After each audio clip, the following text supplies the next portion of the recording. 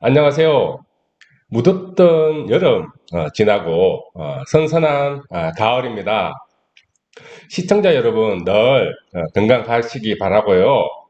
보험 사고를 보험 소비자와 함께 바라보는 새로운 시선, 새로운 TV입니다. 오늘은 일상생활에서 많이 일어나는 사례인데요. 상해 사고로 부상을 입은 피보험자가 받은 진단이 척추체 압박골절의 경우에 대한 이야기인데요. 생명보험과 상해보험에서 평가되는 척추체의 기형 또는 변형, 후유장애에 대한 말씀 드리고자 합니다. 의사가 진단한 척추체 압박골절의 정도인 척추체 압박율과 척추체의 변형 각도, 소위 이제 콥스 각도라 그러지요. 이 변형 각도인 콥스 각도를 측정하여 보험회사에 후유장애 보험금 청구하면 보험회사는 뭐 늘 그렇지만 여러 가지 이야기를 합니다. 그 중에 피보험자인 환자는 보험사고 이전에 기왕증인 골다공증이 있었다는 얘기를 하기도 하고요.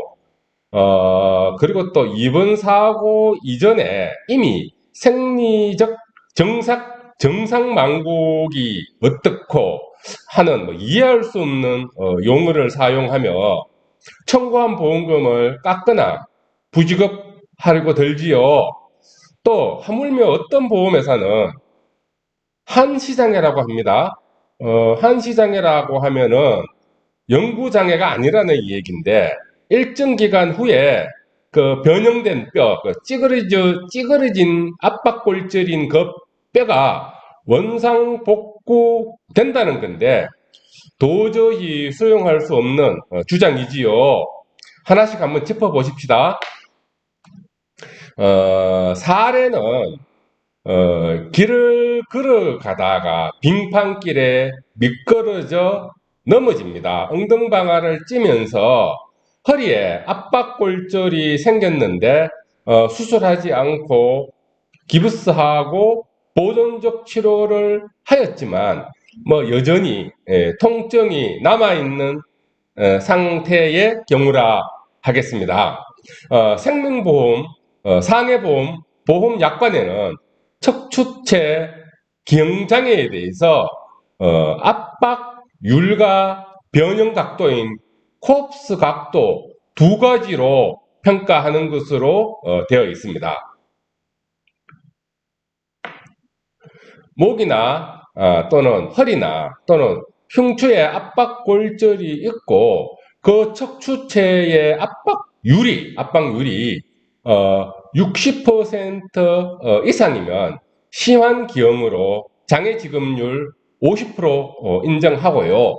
그리고 그 압박율이 40% 이상이면 뚜렷한 기형으로 장애 지급률 30% 인정하고요. 그리고 그 압박률이 20% 이상이면 약간의 기형으로 장애 지급률 15% 인정한다 하겠습니다. 그리고 또 그 척추체의 변형 각도, 소위 말해서 콥스 각도로 하는데요. 그 변형 각도가 전만 또는 후만의 경우에는 이제 척추체가 이렇게 생겼죠. 목 부위에는 전만이죠. 앞으로 굽었다는 얘기고요. 이 흉추는 후만이지요. 뒤로 굽었다는 얘기라 할 수 있겠습니다. 그리고 허리인 요추는 다시 또 이제 앞으로 굽는 전만이라 하겠습니다. 그 척추체의 변형 각도인 콥스 각도가 사고로 추가로 된 변형 각도가 35도 이상이면 심한 기형으로 장애 지급률 50% 인정하고요. 15도 이상이면 뚜렷한 기형으로 장애 지급률 30% 인정한다 하겠습니다. 그리고 가벼운 정도의 변형 각도이면 약간의 기형으로 하여 장애 지급률 15% 인정한다 하겠습니다.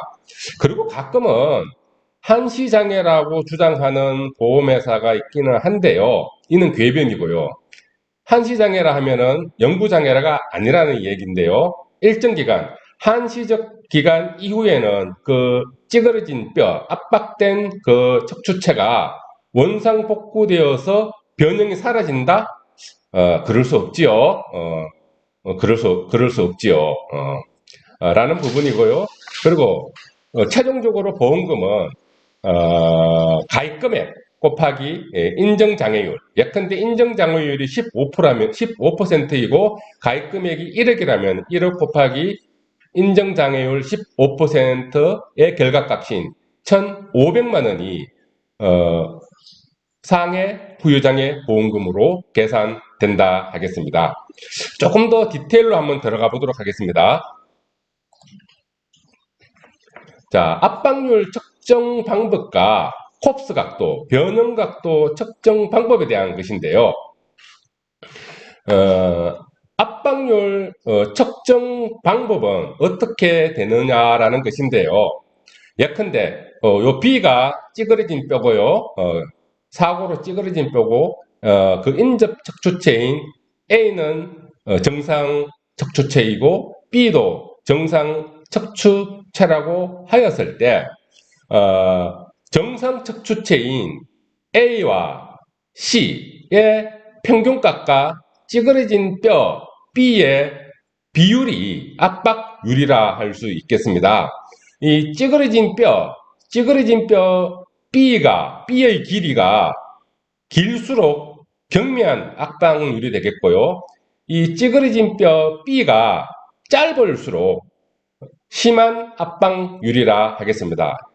예시를 한번 들어보면은 A의 길이가 26mm이고요.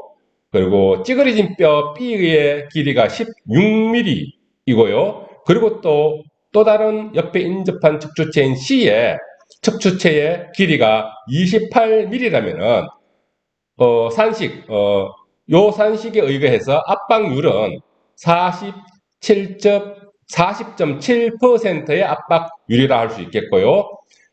40.7%인 경우에는 조금 전에 압박률이 40%의 이상에 해당이 되는 부분이니까요.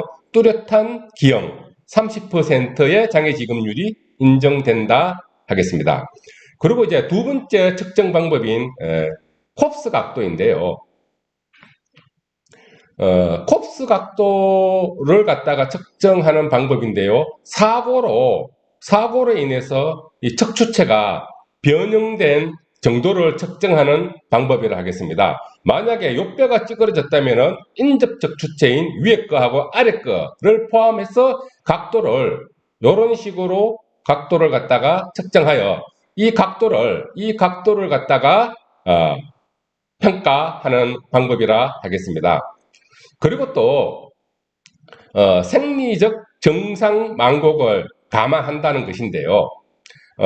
왜냐하면 정상인도 아까 전에 그 인체 해부도에 의하면은 정상인도 목에 전만이 있고요. 그리고 흉추에는 뒤로 굽어지는 후만이 있다 하겠습니다. 그리고 허리인 요추에는 또다시 또 앞으로 굽어지는 전만이 있고요. 그러다 보니까 일정 정도의 정상 망곡을 정상인도 갖고 있기 때문입니다.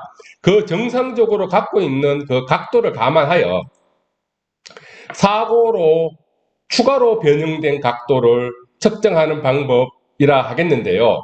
가령 T12번이면은 이제 흉추입니다. 흉추.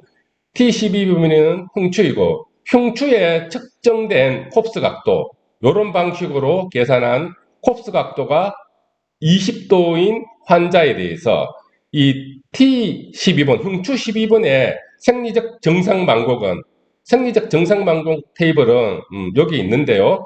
여기 흉추 12번에 해당하는 생리적 정상망곡은 정상인도 2도의 각도를 갖고 있기 때문에 사고로 추가로 변형된 환자의 변형 각도는 20도에서 생리적 정상망곡인 2도를 감안한 18도로 하겠고요. 18도는 조금 전에 우리가 이야기했던 변형된 각도인 콥스 각도가 여기 15도 이상에 해당이 되는 부분이기 때문에 뚜렷한 기형에 해당이 되면서 장애지급률 30%에 해당이 된다 하겠습니다.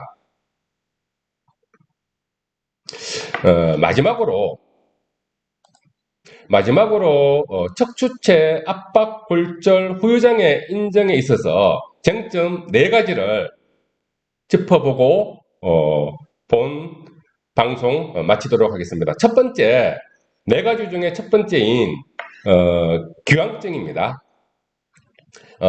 대표적인 기왕증이 골다공증이라고 할 수 있겠는데요.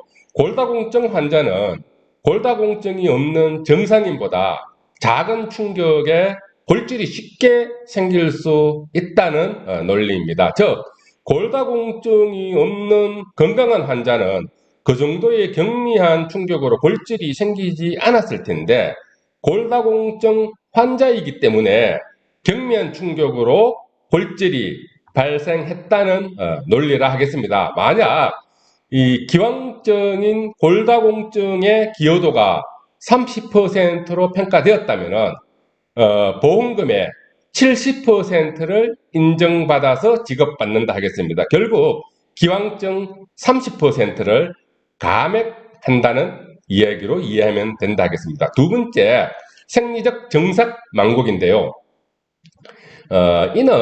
이는 정상인도 아까 전에 신체 해부학에도 있는 것처럼 정상인도 목에는 앞으로 굽어지는 전만이 있고 흉추에는 뒤로 굽어지는 후만이 있고요. 그리고 다시 또 허리인 요추에는 앞으로 굽어지는 전만으로 굽어져 있다 하겠는데요. 결국 정상인도 이 척추체 부위별로 일정 정도의 각도로 망곡이 되어 있다는 것입니다. 이는 연령이 들수록 조금씩 더 굽어지는 경향이 있다 하겠고요. 이 정상 망곡을 감안하여 사고로 추가로 변형된 각도만 장애로 인정하겠다는 취지라 하겠습니다.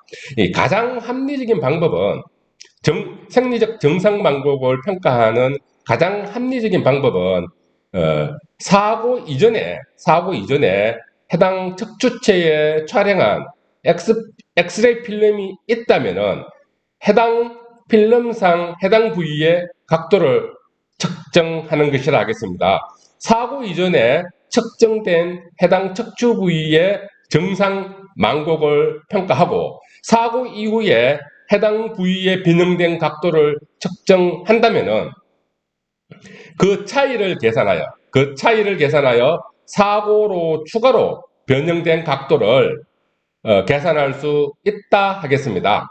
예컨대 사고 이전에 측정된 각도가 4도이고 사고 이후 해당 부위에 측정된 각도가 20도라 한다면 사고로 인한 변형된 각도는 20도에서 4도를 뺀 16도가 인정된다 하겠고요. 16도면은 15도 이상 변형이 생긴 정도이기 때문에 장애지급률은 15%가 아니고 30%로 하겠습니다. 30% 인정된다 하겠고요. 그런데 사고 이전에 촬영한 엑스레이 필름이 없다면은 정상인의 평균 생리적 정상 망곡각을 참고하여 평가하면 된다 하겠습니다. 이전 페이지에 있었는데요. 정상인의 평균 생리적 정상 망곡표는 이 테이블에 의해서 판단할 수 있다 하겠습니다. 그리고 세 번째는 기왕장애인데요. 사고 이전에 환자인 피보험자가 과거에 사고 이전에 허리 4번 압박골절로 15% 장애를 인정받은 적이 있다면 이번 사고로 허리 1번 압박골절로 30% 장애를 인정받는 기형이 생겼다면은 최종 지급보험금은 이번에 평가받는 30% 장애지급률과 이번 사고 이전에 이미 기왕장애로 갖고 있던 15%를 공제한 나머지 15%를 장애로 인정받을 수 있다 하겠습니다. 마지막으로 한시장애 관련인데요. 상해보험과 생명보험 약관상의 장애는 신체장애인, 척추체의 변형 정도를 평가하는 것이지, 교통사고처럼 맥브라이드 평가 방식처럼 노동능력 상실 정도를 평가하는 것이 아니기 때문에 변형된 척추체가 사고로 인해서 압박골절로 찌그러져서 변형된 척추체가 시간이 지나면 원상복구될 수 없는 부분이기 때문에 영구 장애로 인정되어야 한다 하겠습니다. 이상 오늘 척추체 압박골절 시에 상해보험, 생명보험에서 척추체의 기형 또는 변형장애, 후유장애 해당 여부와 장애 정도에 대한 부분을 알아보았습니다. 다음 시간에 저는 또 다른 사례를 가지고 새로운 시선으로 바라보는 보험사고를 시청자 여러분과 함께 또 논의하도록 하겠습니다. 감사합니다.